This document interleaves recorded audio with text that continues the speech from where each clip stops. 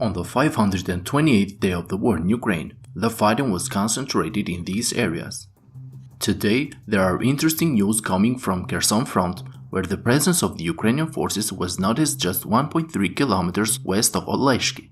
Sources from both sides confirmed that during the last few days, Ukrainian forces have increased their presence across the Dnipro River and have expanded their control over the area by landing a significant number of troops in the islands between the Konka and Dnipro rivers. And at the same time, it is reported that Ukrainian forces have advanced east of their initial positions near the Dachi bridgehead.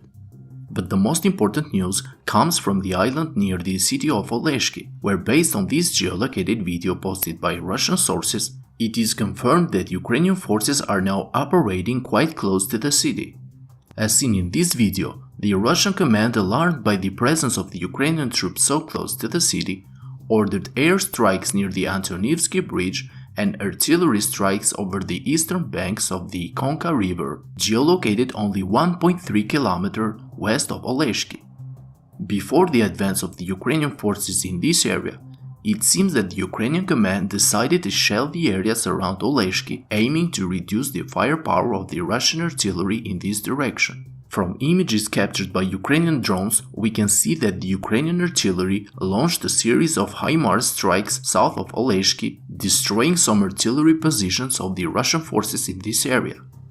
Some Russian sources expressed their concern over the increased presence of the Ukrainian forces in the islands near Oleshky, as well as by their advancement in this area and in the area near the Antonivsky bridge, considering this situation to be more serious than it seems.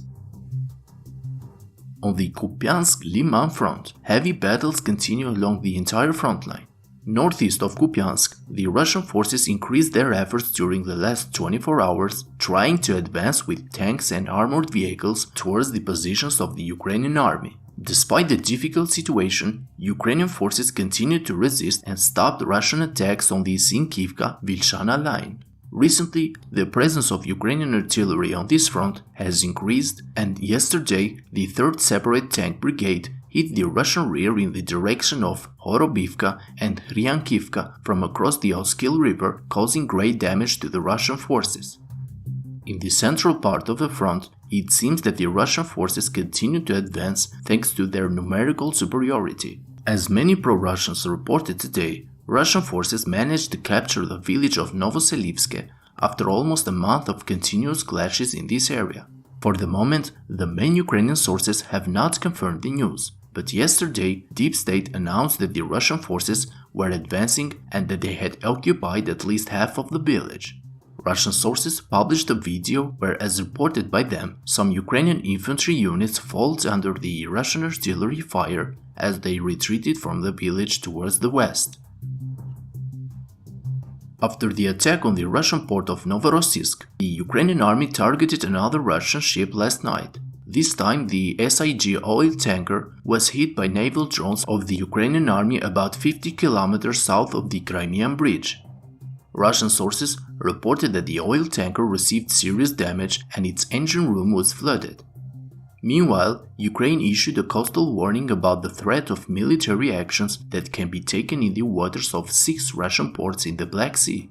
The warning mentions the Russian ports of Anapa, Novorossiysk, Gelendzhik, Tuapse, Sochi and Taman, which could be potential targets of Ukrainian attacks because, as reported in yesterday's video, Ukrainian forces now possess 3rd-generation naval drones with a range of over 600 kilometers and capable of carrying up to 450 kilograms of explosives.